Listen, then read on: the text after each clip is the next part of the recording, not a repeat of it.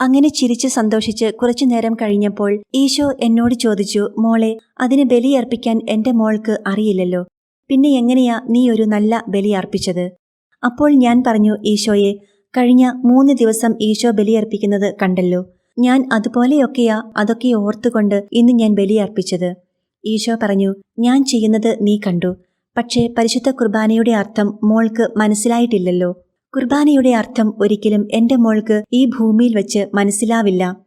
സ്വർഗത്തിൽ നമ്മളെല്ലാവരും ഒരുമിച്ച് കൂടുന്ന ദിവസം ഞാൻ ബലിയർപ്പിക്കും. അന്ന് മാത്രമേ അതിന്റെ അർത്ഥവും അതിന്റെ പൂർണ്ണതയും മോൾക്ക് മനസ്സിലാവുകയുള്ളൂ. ബലിയർപ്പിച്ചുകൊണ്ടിരിക്കുമ്പോൾ എപ്പോഴെങ്കിലും ഒരു വൈദികൻ ബലിയുടെ അർത്ഥം അതിന്റെ പൂർണ്ണതയിൽ അല്പമെങ്കിലും മനസ്സിലാക്കിയാൽ ആ ബലിപീഠത്തിൽ വീണ് അവൻ മരിച്ചു പോകും. ആ ബലി പോലും പൂർത്തിയാക്കാൻ ഒരു വൈദികന് സാധിക്കുകയില്ല. അതുകൊണ്ടാണ് ഈ രഹസ്യം ഒരു വൈദികനിൽ നിന്ന് പോലും മറയ്ക്കപ്പെട്ടിരിക്കുന്നത്.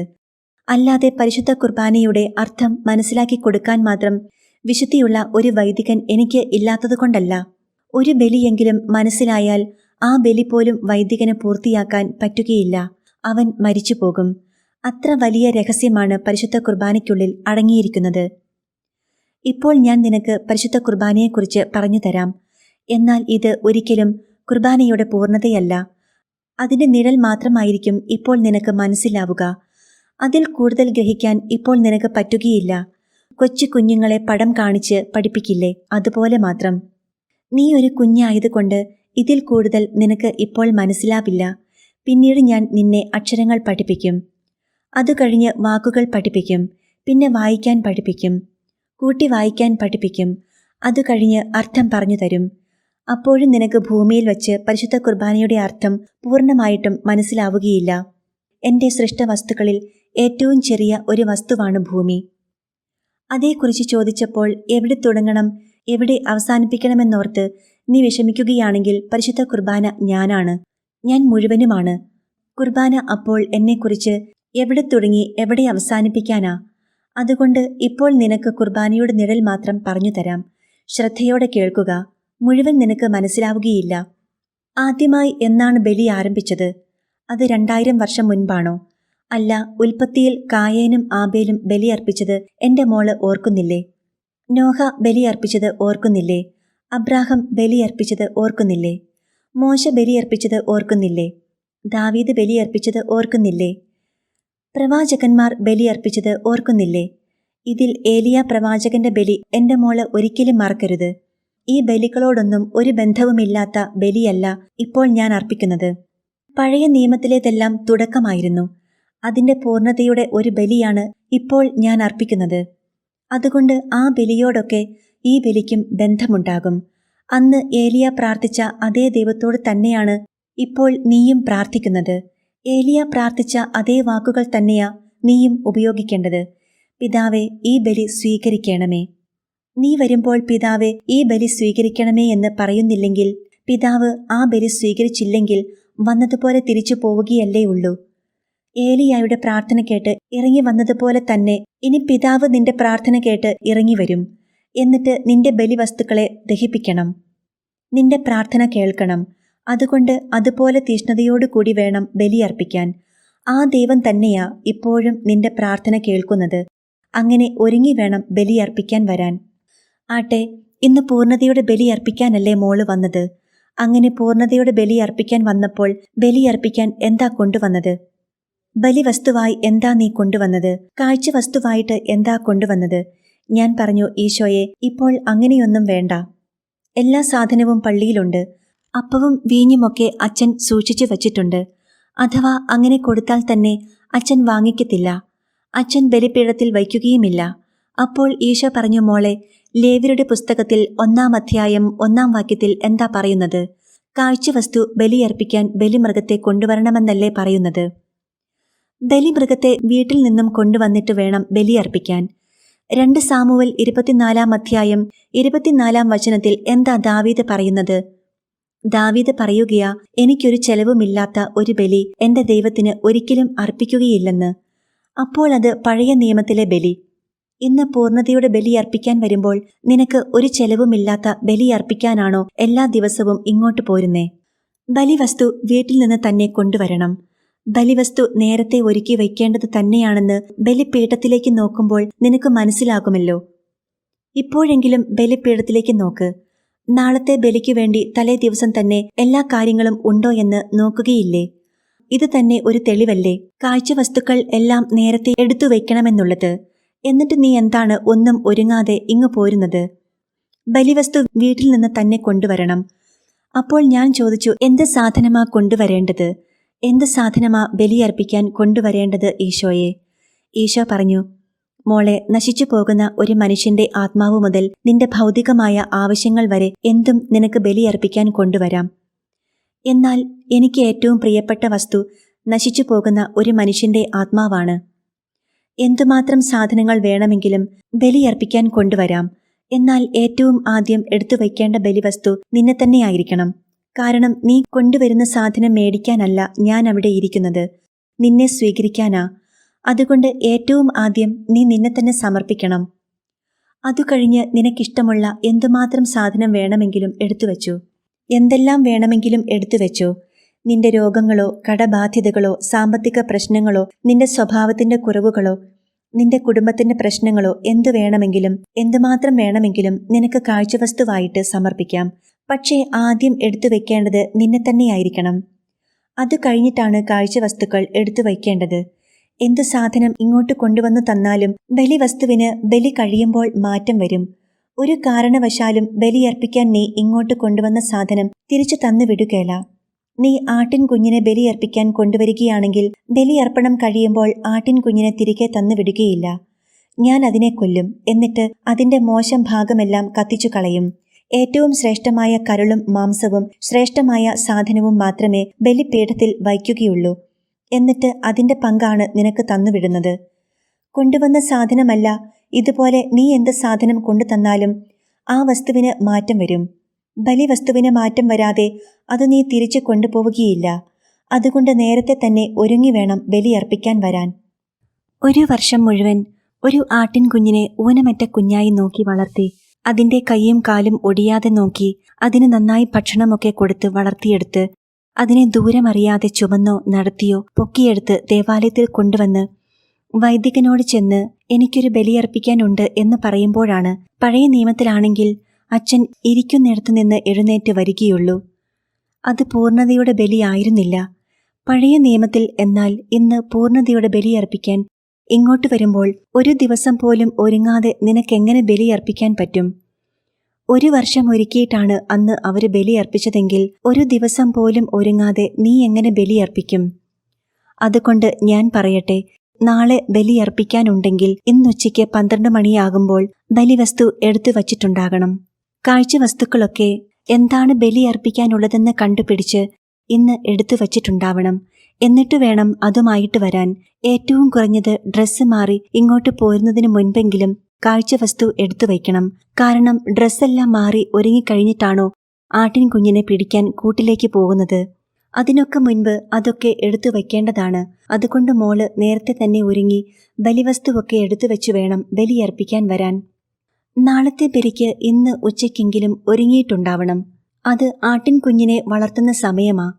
നാളത്തെ ബലിക്കു വേണ്ടി 1 വർഷം മുൻപേ വളർത്തണമായിരുന്നു. നീ ഒരു ദിവസം മുൻപെങ്കിലും വളർത്തിക്കൂ. ഏറ്റവും സ്നേഹത്തോടെ ബലിവസ്തുക്കളെ ഒരുക്കുകയും വളർത്തുകയും ചെയ്യണം. ഇനി പറ്റിയില്ലെന്ന് കരുതുക. വീട്ടിൽ നിന്നും എടുക്കാൻ പറ്റിയില്ല. ഇന്നൊരു ബലിയർപ്പിക്കാൻ പറ്റുമെന്നുള്ള കാര്യം ഇന്നാണ് അറിഞ്ഞത്. അങ്ങനെയാണെങ്കിൽ ബലിവസ്തു ചന്തയിൽ നിന്ന് വാങ്ങിക്കൊള്ളണം. അപ്പോൾ ഞാൻ ചോദിച്ചു, ഈശോയെ, അതെവിടെ പോയി വാങ്ങിക്കും? ഈശോ പറഞ്ഞു, ഇങ്ങോട്ട് പോരുന്ന വഴിക്ക് കാഴ്ചവസ്തു ഒരുക്കാമല്ലോ. എന്തെല്ലാം കാര്യങ്ങൾ ഓർത്തുകൊണ്ടാ ഇങ്ങോട്ട് പോരുന്നത്? അത്യുന്നതനായ ദൈവത്തിന് ബലിയർപ്പിക്കാൻ പോരുമ്പോൾ എന്തൊക്കെ ഓർത്തുകൊണ്ടാ പോരുന്നത്? എന്തൊക്കെ വർത്തമാനം പറഞ്ഞുകൊണ്ടാ പോരുന്നത്? ഇതൊന്നുമല്ല വേണ്ടത്. ജീവനുള്ള ദൈവത്തിന് മുൻപിൽ, പിതാവേ, ഈ ബലി സ്വീകരിക്കണമേ എന്ന് നിലവിളിച്ചു കരഞ്ഞ് പ്രാർത്ഥിച്ചുകൊണ്ട് നീ ചെല്ലുമ്പോൾ പോകുന്ന വഴിക്ക് തീരുമാനിച്ചു കൊള്ളണം ഇന്ന് എന്താ ബലിയർപ്പിക്കേണ്ടതെന്ന്. ഇനി അതും പറ്റിയില്ലെന്ന് കരുതുക.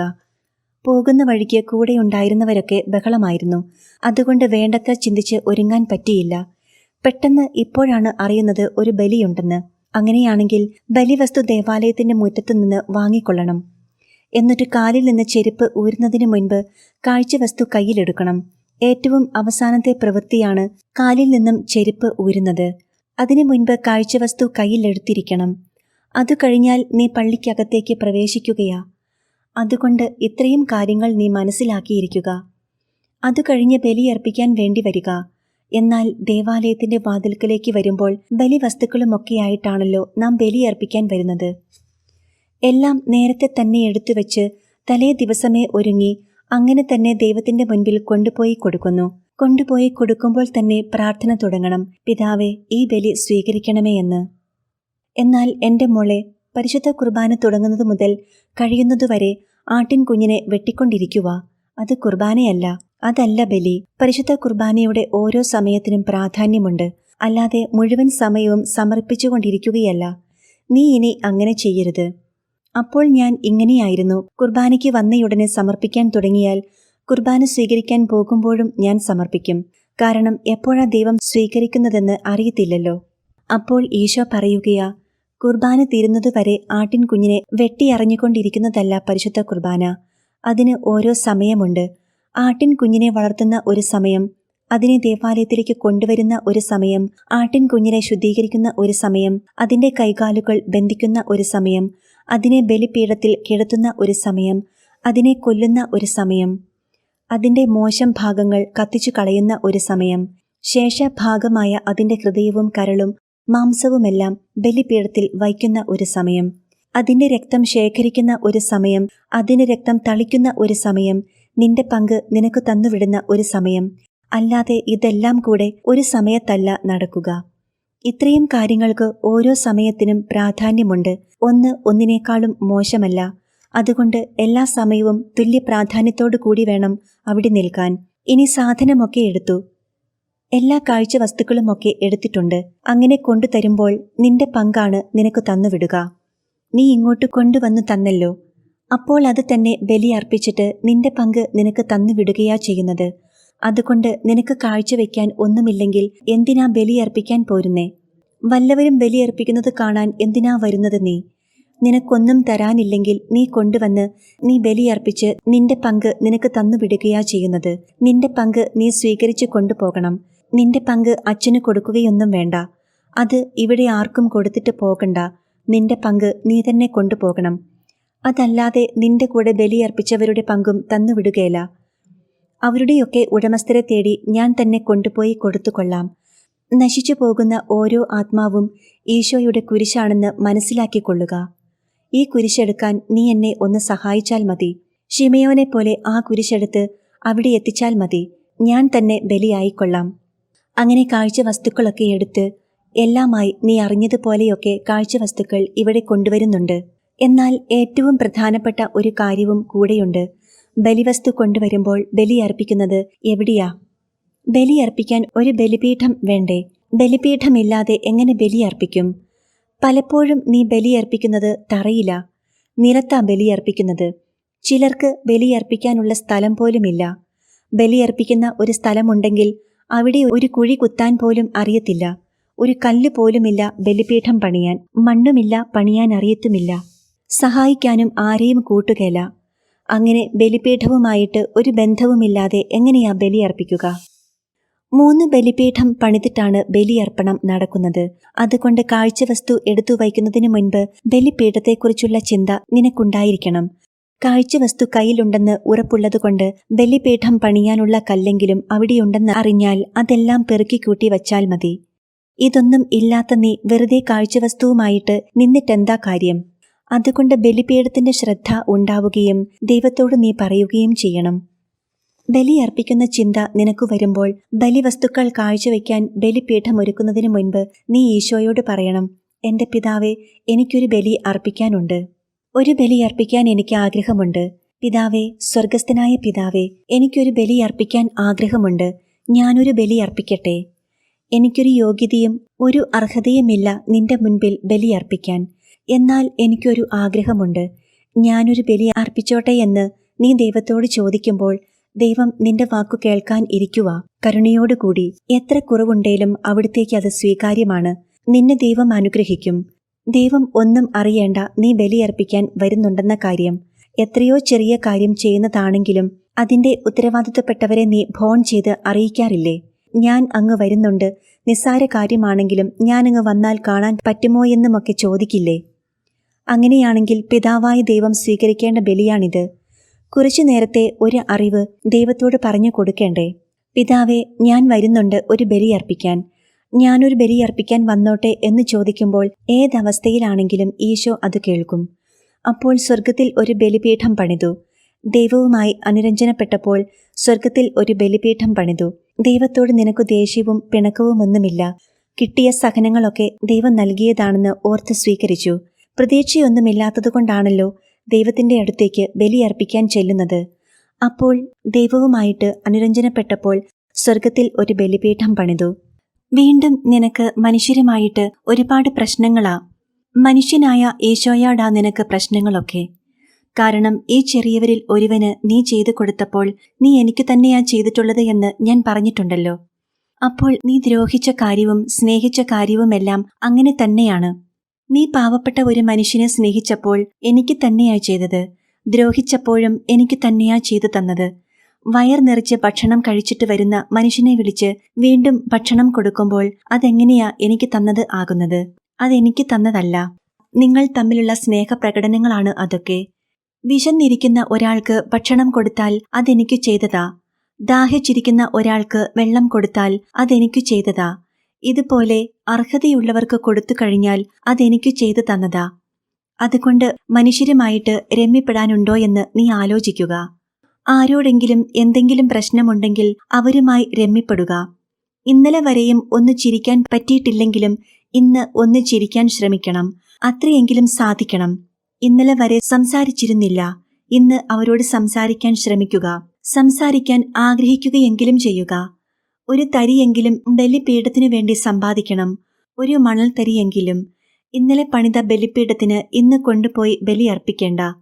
ഇന്ന് വേറെ ബലിപീഠമാ പണിയേണ്ടത്. ഇന്നും എന്തെങ്കിലും അല്പമെങ്കിലും നിനക്ക് പണിയാനുണ്ടാവണം.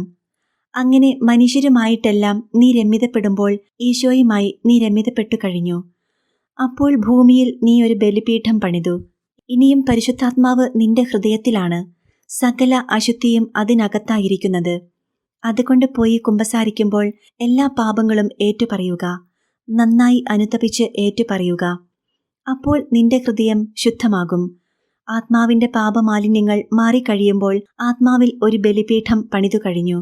സ്വർഗത്തിലും ഭൂമിയിലും ആത്മാവിലും അങ്ങനെ 3 സ്ഥലത്ത് ഒരേ സമയത്ത് ബലിപീഠം പണിത് അവിടെയാണ് ബലിയർപ്പണം നടക്കുന്നത്.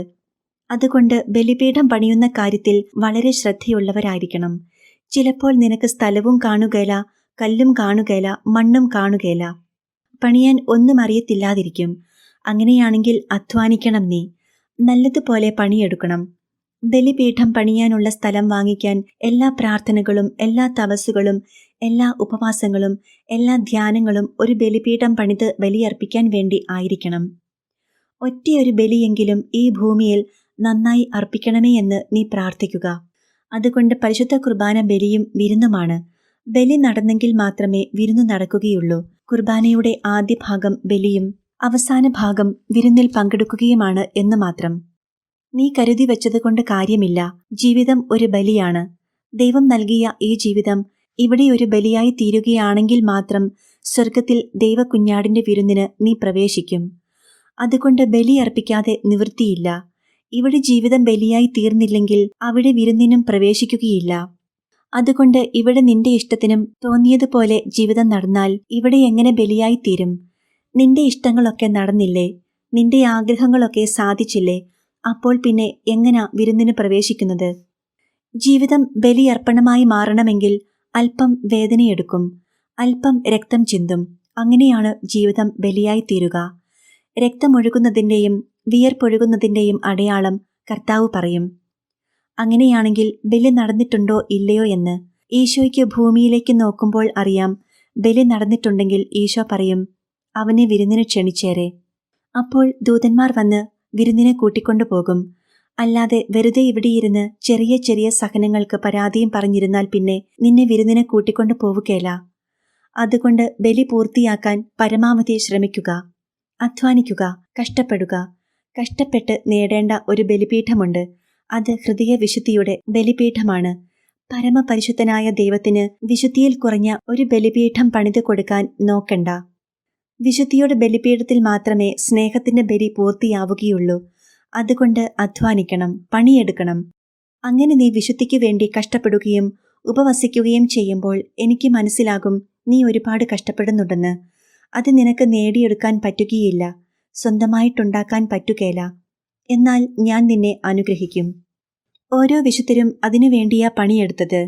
ഇത്രമാത്രം വലിയ ത്യാഗങ്ങളൊക്കെ അനുഷ്ഠിച്ചത് അവർ എന്തിനുവേണ്ടിയാ? സഹനങ്ങളൊക്കെ സ്വീകരിച്ചത് എന്തിനുവേണ്ടിയാ? നീ വെറുതെ ഇരിക്കുമ്പോൾ വല്ലവരും കൊണ്ടുവന്ന് നിനക്ക് പൈസ തരുമോ? എന്നാൽ സ്വർഗരാജ്യത്തിനു വേണ്ടി അധ്വാനിക്കുമ്പോൾ വിശുദ്ധിയുടെ ഫലം ദൈവം കൊണ്ടുവന്ന് തരും. എളിമപ്പെട്ട് താഴ്ന്നു കൊടുക്കുക. അപ്പോൾ നീ അറിയാതെ തന്നെ വിശുദ്ധി നിന്നിലേക്ക് വരും. എവിടെയൊക്കെ നീ താഴുന്നോ അവിടെയൊക്കെ ബലിപീഠത്തിനു വേണ്ട കല്ലോ മണ്ണോ ശേഖരിക്കുകയാ.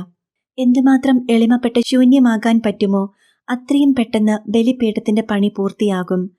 നിനക്ക് പണിയാൻ അറിയത്തില്ലെങ്കിൽ അതിനുള്ള ആൾക്കാരെ ഞാൻ തന്നെ കൊണ്ടുവന്നു തരും. അതുകൊണ്ട് ബലിപീഠം പണിയുന്ന കാര്യത്തിൽ നീ വളരെ ശ്രദ്ധയുള്ളവളായിരിക്കണം.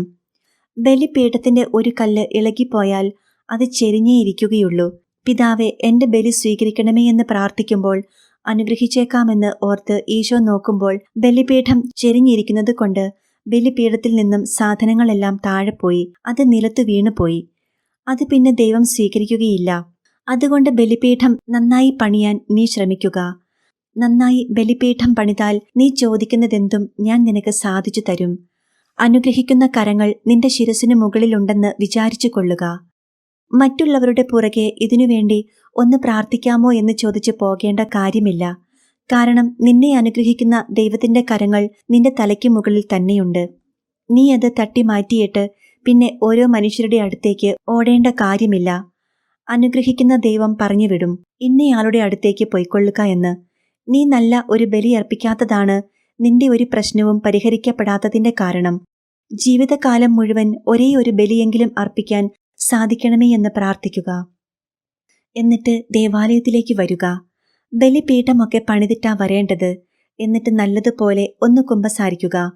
ബലിപീഠം പണി പൂർത്തിയാക്കുക. എന്നിട്ട് ദേവാലയത്തിന്റെ വാതിൽക്കലേക്ക് വരിക. ദേവാലയത്തിലേക്ക് വരുമ്പോൾ വന്നിരിക്കുന്ന സ്ഥലത്തെക്കുറിച്ച് നിനക്കൊരു ബോധ്യമുണ്ടാവണം.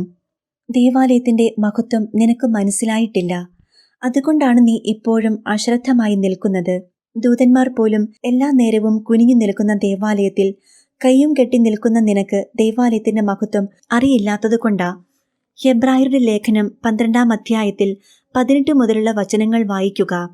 സ്പർശിക്കാവുന്ന വസ്തുവിനെയോ എരിയുന്ന അഗ്നിയെയോ അന്ധകാരത്തെയോ കാർമേഘത്തെയോ ചുഴലിക്കാറ്റിനെയോ ഇനി അരുതേയെന്ന് കേട്ടവരെക്കൊണ്ട് പറയിക്കുന്ന വാക്കുകളുടെ മുഴക്കത്തെയോ അല്ല നീ സമീപിക്കുന്നത്. മലയെ സമീപിക്കുന്നത് ഒരു മൃഗമാണെങ്കിൽ പോലും അതിനെ കല്ലെറിയണം എന്ന് കൽപ്പന കൊടുത്ത ദൈവത്തിന്റെ സന്നിധിയിലേക്കാണ് നീ വന്നിരിക്കുന്നത്. സിയോൻ മലയിലേക്കും ജീവിക്കുന്ന ദൈവത്തിന്റെ നഗരത്തിലേക്കും സ്വർഗീയ ജെറുസലേമിലേക്കുമാണ് നീ വന്നിരിക്കുന്നത്, അല്ലാതെ നിസ്സാരമായ ഒരു സ്ഥലത്തേക്കല്ല. ആബേലിന്റെ രക്തത്തേക്കാൾ ശ്രേഷ്ഠമായി വാഗ്ദാനം ചെയ്യപ്പെടുന്ന തളിക്കപ്പെട്ട രക്തമുള്ള സ്ഥലത്തേക്കാണ് വന്നിരിക്കുന്നത്. ഇത്രമാത്രം ശ്രേഷ്ഠമായ ഒരു സ്ഥലത്തേക്ക് ഒരു മൃഗം സമീപിച്ചാൽ അതിന് വിവേകമില്ല. അതിനെ കല്ലെറിഞ്ഞ് കൊല്ലണമെന്ന ഈശോ പറഞ്ഞിരിക്കുന്നത്. അതിനെ കല്ലെറിയണമെന്ന് കൽപ്പന കൊടുത്തിരിക്കുന്ന ദൈവത്തിന്റെ സന്നിധിയിലേക്ക് വന്നിരിക്കുമ്പോൾ ആ ദേവാലയം എത്രമാത്രം മഹത്വമുള്ളതാണെന്ന് മനസ്സിലാക്കുക. ആ ദേവാലയം നിന്റെ കുഞ്ഞിനെ കളിപ്പിക്കാനുള്ള സ്ഥലമല്ല. നിന്റെ കുഞ്ഞിന് തീറ്റ കൊടുക്കാനുള്ള സ്ഥലമല്ല. നിന്നെയോ നിന്റെ മക്കളെയോ പ്രദർശിപ്പിക്കാനുള്ള സ്ഥലവുമല്ല. ജീവിക്കുന്നവനായ ദൈവത്തെ ആരാധിക്കാനും വരുന്ന തലമുറയ്ക്ക് കാണിച്ചു കൊടുക്കാനുമുള്ള സ്ഥലമാണ്. അതുകൊണ്ട് ഈ കാര്യങ്ങൾക്ക് ഞാൻ നിങ്ങളോട് കണക്ക് ചോദിക്കും. ഇനി ദൈവാലയത്തിന്റെ വാതിൽക്കലേക്ക് നീ വരിക. കാഴ്ച വസ്തുക്കളൊക്കെ എടുത്തുകൊണ്ട് വരിക. ദേവാലയത്തിന്റെ വാതിൽക്കലേക്ക് വന്നപ്പോൾ ഈശോ ചോദിച്ചു, എന്താ കൊണ്ടുവന്നിരിക്കുന്നത് ബലിയർപ്പിക്കാൻ? ഞാൻ പറഞ്ഞു, എന്നെ തന്നെ. ഏറ്റവും ആദ്യം എന്റെ ഹൃദയമാണ് എടുത്തു വച്ചിരിക്കുന്നത്. ഈശോ പറഞ്ഞു, കൊള്ളാം, നിന്റെ ഹൃദയം എനിക്ക് തരുകയാണെങ്കിൽ ഞാൻ എന്റെ ഹൃദയം നിനക്ക് തിരിച്ചു തന്നുവിടും. നീ ഒരുങ്ങി വന്നിടത്തോളമേ നിനക്കത് ഉപയോഗപ്പെടുകയുള്ളൂ എന്നത് വേറെ കാര്യം. പക്ഷെ ഞാൻ എന്റെ ഹൃദയം തന്നെ തന്നുവിടും. ഇനി വേറെന്താ കൊണ്ടുവന്നിരിക്കുന്നത്? ലോകം മുഴുവനുമുള്ള എല്ലാ പാപികളെയും കൊണ്ടുവന്നിട്ടുണ്ട്. ഈശോ പറഞ്ഞു, മോളെ, ദേവാലയത്തിന് മുൻപിൽ നിന്ന് കള്ളം പറയരുത്. ലോകം മുഴുവനുമുള്ള എല്ലാ പാപിയോടും നിനക്ക് സ്നേഹമുണ്ടോ? നിന്റെ പ്രിയപ്പെട്ടവർക്ക് വേണ്ടിയാണ് പ്രാർത്ഥിക്കാൻ വരുന്നതെങ്കിൽ നീ മുഴുവൻ സമയവും കരഞ്ഞു പ്രാർത്ഥിക്കില്ലേ? പക്ഷേ ലോകം മുഴുവനുമുള്ള പാപികളെ കൊണ്ടുവന്നിട്ട് നിന്റെ കണ്ണിൽ ഒരു തുള്ളി കണ്ണീര് വന്നില്ലല്ലോ. അപ്പോൾ ഈ ബലിവസ്തുവുമായിട്ട് ഒരു ബന്ധവുമില്ലെന്നല്ലേ അതിന്റെ അർത്ഥം? ബലിവസ്തുവുമായി നിനക്ക് നല്ലൊരു ബന്ധമുണ്ടായിരിക്കണം. അതുകൊണ്ട് കാഴ്ചവസ്തുക്കൾ എടുത്തു വയ്ക്കുന്നത് മുതൽ ബലിവസ്തുവിന് വേണ്ടി പ്രാർത്ഥിക്കാനും തുടങ്ങണം. എപ്പോഴും ഒരു ഓർമ്മയും ഒരു പ്രാർത്ഥനയും ഉള്ളിലുണ്ടായിരിക്കണം. നാളത്തെ ബലിവസ്തുവിന് വേണ്ടി 1 വർഷം വളർത്താൻ പോകുന്ന ആട്ടിൻകുഞ്ഞിന് ഒരു നേരം തീറ്റ കൊടുത്താൽ അത് ചത്തുപോകില്ലേ? പിന്നെ അത് ബലിയർപ്പിക്കാൻ കാണുമോ? എല്ലാ ദിവസവും അതിന് വെള്ളവും തീറ്റയും കൊടുക്കണം. അതുകൊണ്ട് നിന്നോട് ഒരു ദിവസം ഒരുങ്ങാനല്ലേ പറയുന്നുള്ളൂ. അങ്ങനെയാണെങ്കിൽ നീ ബലിവസ്തു എടുത്തു വയ്ക്കുന്നതിന് മുൻപ് അതിന് തീറ്റയും വെള്ളവുമൊക്കെ കൊടുക്കണം. അങ്ങനെ പ്രാർത്ഥിച്ച് ഒരുങ്ങണം. നിന്റെ പ്രാർത്ഥനകളും ത്യാഗങ്ങളും വഴി ആട്ടിൻകുഞ്ഞിനെ വളർത്തണം. ബലിവസ്തുവിനെ ഒരുക്കിയെടുക്കണം. എന്നിട്ട് വേണം വരാൻ. അല്ലാതെ വെറുതെ ലോകം മുഴുവനുമുള്ള പാപികളെയും കൊണ്ടുവന്നിരിക്കുന്നുവെന്നും പറഞ്ഞ് കരിയില കൂട്ടിക്കൊണ്ടുവരുന്നത് പോലെ കുറെ ആത്മാക്കളെയും കൂട്ടിക്കൊണ്ട് പോരണ്ട. നിനക്ക് എടുക്കാവുന്നത്രയും ഇങ്ങോട്ട് കൊണ്ടുവന്നാൽ മതി. ബാക്കിയുള്ളതൊക്കെ പിറ്റേ ദിവസം ബലിയർപ്പിച്ചാൽ മതി. ബലിയർപ്പിക്കാനുള്ളതിനെ ഒരുക്കി കൊണ്ടുവന്ന് തന്നെ ബലിയർപ്പിക്കണം. ബലിയർപ്പിക്കാനുള്ളതിനെ ഒരുക്കി കൊണ്ടുവന്ന് തന്നെ ബലിയർപ്പിക്കണം. ഞാൻ അതെല്ലാം ദൂരെ കളഞ്ഞു. എന്റെ ഹൃദയം എടുത്തുവെച്ചു. പിന്നെ എന്നോട് പ്രാർത്ഥനാ സഹായം ചോദിച്ച കുറച്ചു പേരുടെ ഹൃദയവും കൂടി എടുത്തുവെച്ചു. എന്നിട്ട് വീണ്ടും ഈശോയുടെ അടുത്ത് കാഴ്ചവസ്തുവുമായിട്ട് ചെന്നു. ഈശോ പറഞ്ഞു, കൊള്ളാം, വരിക. ഇനി എന്തിനാ വന്നതെന്ന് എന്നോടൊന്ന് പറയുക. ഇത്രയും കാലമായിട്ട് എന്തിനാ ഈ ദേവാലയത്തിൽ വന്നതെന്ന് എന്നോട് പറഞ്ഞിട്ടേയില്ല. ഈ വാതിൽക്കൽ നിന്ന് നീ കഴിഞ്ഞയാഴ്ച പോയപ്പോൾ മുതൽ ഞാൻ നിന്നെയും നോക്കി നിൽക്കുകയാ. പക്ഷേ ഇന്നുവരെയും വരുമ്പോൾ ഈ വാതിൽക്കൽ നിൽക്കുന്ന എന്നോട് ഒരു നന്ദിവാക്ക് പോലും നീ പറഞ്ഞിട്ടില്ല. വന്ന് വാതിൽക്കൽ നിൽക്കുന്ന എന്നെ ശ്രദ്ധിക്കാതെ ഇടിച്ചിങ്ങോട്ട് കയറും. എന്നിട്ട് മാംസം കുറച്ച് വെട്ടിയറിഞ്ഞ് എടുത്തുകൊണ്ടു പോകും. എന്റെ വേദനയെക്കുറിച്ച് ഒരിക്കലും ചിന്തിക്കാറില്ല. അത് കൊണ്ടുവന്നിട്ട് ഒന്ന് എന്നോട് നന്ദി പറയുക. ആദ്യം നന്ദി പറയുക. എന്നിട്ട് അല്പമെങ്കിലും ബഹുമാനമുള്ള ആളെ കാണുകയാണെങ്കിൽ നീ ഒന്ന് ശിരസ് കുനിക്കും. തലയൊന്ന് കുനിച്ചിട്ടേ കടന്നു പോവുകയുള്ളൂ. അങ്ങനെയാണെങ്കിൽ ഞാനീ വാതിൽക്കൽ തന്നെ നിൽക്കുവല്ലേ? അകത്തേക്ക് കയറാൻ തുടങ്ങുന്നതിന് മുൻപ് തന്നെ നിനക്കൊന്ന് ശിരസ് കുനിച്ചുകൂടെ? അപ്പോൾ നീ എന്നെ ബഹുമാനിക്കുന്നുവെന്ന് എനിക്ക് മനസ്സിലാക്കാൻ പറ്റും. എന്നിട്ട് പറയുക, ഈശോയെ, എന്നെ ഈ വാതിൽക്കൽ കാത്തുനിന്നതിന് ഒത്തിരി നന്ദി. എനിക്ക് സന്തോഷമാ നന്ദി പറയുന്നത് കേൾക്കാൻ. വേണ്ട രീതിയിൽ നന്ദി പറയാൻ നിനക്കറിയത്തില്ല. എങ്കിലും ഇത്രയെങ്കിലും പറഞ്ഞാൽ എനിക്ക് സന്തോഷമായി. എന്നിട്ട് പറയുക, ഈശോയെ, എനിക്കൊരു ബലിയർപ്പിക്കാനുണ്ട്. ബലിയർപ്പിക്കാൻ വന്നതാ. അപ്പോൾ എനിക്ക് മനസ്സിലാകും ബലിയർപ്പിക്കാൻ വന്നതാണെന്ന്. എന്തിനു വേണ്ടി വന്നുവെന്ന് എന്നോട് പറഞ്ഞില്ലെങ്കിൽ പള്ളിയിൽ പല ആവശ്യത്തിന് ആൾക്കാർ വരും. അച്ഛനെ കാണാൻ വേണ്ടി വരും. പള്ളിയിൽ എന്തെങ്കിലും ശുശ്രൂഷ ചെയ്യാൻ വേണ്ടി വരും. മധ്യസ്ഥ പ്രാർത്ഥനയ്ക്ക് വേണ്ടി വരും. എന്നാൽ നീ എന്തിനു വന്നതാണെന്ന് ഞാൻ എങ്ങനെയാ അറിയുന്നത്? പലപ്പോഴും കുർബാനയുടെ സമയത്ത് അവിടെ നിൽക്കുന്നത് കാണുമ്പോൾ കുർബാനയ്ക്ക് വന്നതാണെന്ന് ഞാൻ ഊഹിച്ച് അറിയുന്നതാ. അതുകൊണ്ട് എന്തിനു വന്നതാണെന്നും കൂടി പറയണം. പിന്നീട് ഞാൻ കാലിൽ നിന്നും ചെരുപ്പ് ഊരുന്നതിനു മുൻപ് കാഴ്ചവസ്തുക്കളെല്ലാം കയ്യിലെടുത്തു. ഇനിയൊന്നുമില്ല. ഇനി എന്തെങ്കിലും ഉണ്ടെങ്കിൽ പിറ്റേ ദിവസത്തേക്ക് അർപ്പിക്കുകയാണ്. വാതിൽക്കൽ തന്നെ നിൽക്കുന്ന ഈശോയോട് ഞാൻ ഈശോ പറഞ്ഞതുപോലെ തന്നെ പറഞ്ഞു. എന്റെ ഈശോയെ, ഇത്രയും സമയം എന്നെ കാത്ത് ഈ ദിവസങ്ങളിലെല്ലാം ഈ മണിക്കൂറുകളിലെല്ലാം എന്നെയും കാത്തിരുന്നതിന് ഒത്തിരി നന്ദി കേട്ടോ. പിന്നെ ഞാൻ ഈശോ പറഞ്ഞു തന്നതുപോലെ പറഞ്ഞു. ഈശോയെ, എനിക്കൊരു ബലി അർപ്പിക്കാനുണ്ട്. ഞാൻ ബലി അർപ്പിക്കാൻ വന്നതാ. ഇതൊക്കെയാണ് ഞാൻ കൊണ്ടുവന്നിരിക്കുന്ന കാഴ്ചകൾ. ഈശോ പറഞ്ഞു, എന്നാൽ ഇങ്ങോട്ട് കയറി വാ. അങ്ങനെ അകത്തേക്ക് കയറാൻ കാല് പള്ളിക്കുള്ളിൽ വച്ചപ്പോൾ തന്നെ ഈശോ എന്റെ മുൻപിൽ മുട്ടുകുത്തി. ഈശോ എന്റെ മുൻപിൽ മുട്ടുകുത്തിയിരുന്നപ്പോൾ 2 ദൂതന്മാർ ഈശോയെ സഹായിക്കാൻ വേണ്ടി വന്നു. അവര് വെള്ളമൊക്കെ ഒഴിച്ചു കൊടുത്തു. ഈശോ എന്റെ പാദങ്ങൾ കഴുകാൻ തുടങ്ങി. എന്റെ പാദങ്ങൾ നല്ലതുപോലെ കഴുകി. ഈശോയുടെ കയ്യിലിരുന്ന തുണി കൊണ്ട് തുടയ്ക്കുകയൊക്കെ ചെയ്തു. ഞാൻ ചോദിച്ചു, കർത്താവേ, നീ എന്താ ഈ കാണിക്കുന്നത്? നീ എന്റെ പാദങ്ങൾ കഴുകാൻ ഞാൻ സമ്മതിക്കില്ല. ഈശോ പറഞ്ഞു, മോളെ, ഇങ്ങനെ മാത്രമേ ഒരു ബലി പൂർണ്ണതയിൽ അർപ്പിക്കപ്പെടുകയുള്ളൂ. എളിമയുടെ ഏറ്റവും താഴത്തെ പടിയിൽ നിന്ന് മാത്രമേ ഒരു നല്ല ബലി അർപ്പിക്കപ്പെടുകയുള്ളൂ. അതുകൊണ്ട് ഞാനിത് ചെയ്യും. മാമോദീസായിൽ ഞാൻ നിന്നെ കഴുകിയതാ. പക്ഷേ അത് കഴിഞ്ഞ് കുറേ ദൂരം നീ നടന്നു. നിന്റെ ഹൃദയം കൊണ്ടും നടന്നു, നിന്റെ കാലുകൊണ്ടും നടന്നു. അങ്ങനെ നടന്ന് നടന്ന് നീ ഈ ദേവാലയത്തിന്റെ വാതിൽക്കൽ എത്തിയതുവരെ എനിക്ക് കഴുകാനുണ്ട്. പുരോഹിതൻ ഓരോ ബലിക്കും മുൻപ് ജനത്തെ വിശുദ്ധീകരിക്കുമായിരുന്നുവെന്ന് നീ വായിച്ചിട്ടില്ലേ? അതുപോലെ ഞാൻ മഹാപുരോഹിതനല്ലേ? ഞാൻ നിന്നെ വിശുദ്ധീകരിക്കാം. നീ നടന്ന വഴി മുഴുവൻ കഴുകേണ്ടതാ. ഇന്നലെ കുമ്പസാരിച്ചതാ, ഇന്ന് കുമ്പസാരിച്ചതാ, എന്നാലും നീ ഇങ്ങോട്ട് നടന്നു വരുന്ന വഴിക്ക് അത്രയും സമയവും കൂടെ നീ പാപം ചെയ്യും. അതുകൊണ്ട് ദേവാലയത്തിൽ പ്രവേശിക്കുന്നതുവരെയുള്ള പാപങ്ങൾ ഞാൻ കഴുകുകയാണ്. അതുകൊണ്ട് അനുവദിക്കുക. അന്ന് ഞാൻ ഇങ്ങനെ ചെയ്തപ്പോൾ പത്രോസും ഇങ്ങനെ കഴുകണ്ടായെന്ന് പറഞ്ഞിരുന്നു. അന്ന് പത്രോസിനോട് പറഞ്ഞത് തന്നെയാണ് എനിക്ക് നിന്നോടും പറയാനുള്ളത്. ഞാൻ നിന്നെ കഴുകുന്നില്ലെങ്കിൽ നിനക്ക് ഈ ബലിയിൽ എന്നോടുകൂടി ഒരു പങ്കും ഉണ്ടായിരിക്കുകയില്ല. അപ്പോൾ ഞാൻ കരഞ്ഞുകൊണ്ട് ഈശോയെ എന്റെ പാദം കഴുകാൻ അനുവദിച്ചു. ഈശോ എന്റെ പാദങ്ങൾ നന്നായി കഴുകി. അരയിൽ കെട്ടിയിരുന്ന തുണി കൊണ്ട് തുടച്ച് കുനിഞ്ഞ് എന്റെ പാദങ്ങളിൽ ചുംബിച്ചു. അപ്പോൾ ഞാൻ വലിയ ഉച്ചത്തിൽ കരഞ്ഞു, കർത്താവെ, അരുതെന്ന് പറയാൻ പറ്റുന്നുമില്ല. അരുത് എന്ന് പറഞ്ഞാൽ ബലി പൂർത്തിയാവില്ല. അതുകൊണ്ട് വലിയ ഉച്ചത്തിൽ ഞാൻ കരഞ്ഞുകൊണ്ട് നിന്നു. അപ്പോൾ ആ തറയിൽ തന്നെ എന്റെ മുൻപിൽ കുനിഞ്ഞിരുന്നു കൊണ്ട് ഏങ്ങലടിച്ച് പൊട്ടിക്കരഞ്ഞുകൊണ്ട് കർത്താവ് എന്നോട് ഇങ്ങനെ പറഞ്ഞു, എന്റെ മോളെ, നിന്റെ ഗുരുവും നാഥനും നിന്റെ ദൈവവുമായി ഞാൻ ഇപ്പോൾ നിന്റെ മുൻപിൽ കുനിഞ്ഞ് നിന്റെ പാദങ്ങൾ ചുംബിച്ചെങ്കിൽ ഇനി നിന്റെ മുൻപിൽ കാണുന്ന ആരുടെ മുൻപിലും കുനിയാൻ എന്റെ മോൾക്ക് ഒരു വിഷമവും ഉണ്ടാകരുത്. നീ പറയുമായിരിക്കും, എനിക്കങ്ങനെ ആരുടെ മുൻപിലും താഴേണ്ട കാര്യമൊന്നുമില്ല, എനിക്കങ്ങനെ കുനിയേണ്ട കാര്യവുമൊന്നുമില്ല. ഞാനല്ല തെറ്റ് ചെയ്തത്, അവരല്ലേ തെറ്റ് ചെയ്തത്. എനിക്ക് താഴേണ്ട കാര്യമില്ല. തന്നെയുമല്ല, അവര് എന്റെ കീഴിലുള്ളവരാ. അവരുടെ മുൻപിൽ ഞാനെന്തിനാ കുനിയുന്നത്? ഞാൻ ഇത്രമാത്രം വലിയൊരു സ്ഥാനത്തിരിക്കുന്ന ആള് ഏറ്റവും താഴെയിരിക്കുന്ന ആളുടെ മുൻപിൽ കുനിയേണ്ട കാര്യമില്ല. അതിന്റെയൊന്നും ആവശ്യമില്ലെന്ന് നീ പറയുമായിരിക്കും. പക്ഷെ നീ അങ്ങനെ പറഞ്ഞാലും നാളെയും നീ ബലിയർപ്പിക്കാൻ വരുമ്പോൾ ദൈവമായി ഞാൻ നിന്റെ മുൻപിൽ കുനിയും. നിന്റെ മുൻപിൽ ഞാൻ മുട്ടുകുത്തും. നിന്റെ പാദങ്ങൾ കഴുകി ചുംബിക്കുകയും ചെയ്യും. ഇതോർക്കുമ്പോഴെങ്കിലും ആരുടെയെങ്കിലും മുൻപിൽ മോൾക്ക് കുനിയാൻ കഴിഞ്ഞിരുന്നുവെങ്കിൽ എന്ന് ഞാൻ ആഗ്രഹിക്കുകയാണ്. എളിമയുടെ ഏറ്റവും താഴത്തെ പടിയിൽ നിന്ന് മാത്രമേ ബലി ആരംഭിക്കുകയുള്ളൂ. ഞാൻ ഇങ്ങനെ തന്നെയാണല്ലോ കാണിച്ചു തന്നത്. ഇത് പുതിയ നിയമത്തിലുണ്ടല്ലോ. ഇതൊന്നും നീ ഇതുവരെ കണ്ടിട്ടില്ലേ? ഞാൻ പറഞ്ഞു, കണ്ടിട്ടുണ്ട്. എങ്കിൽ നീ അങ്ങനെ തന്നെ വേണം ബലിയർപ്പിക്കാൻ. ഞാൻ സമ്മതിച്ചു. ഈശോ എഴുന്നേറ്റു.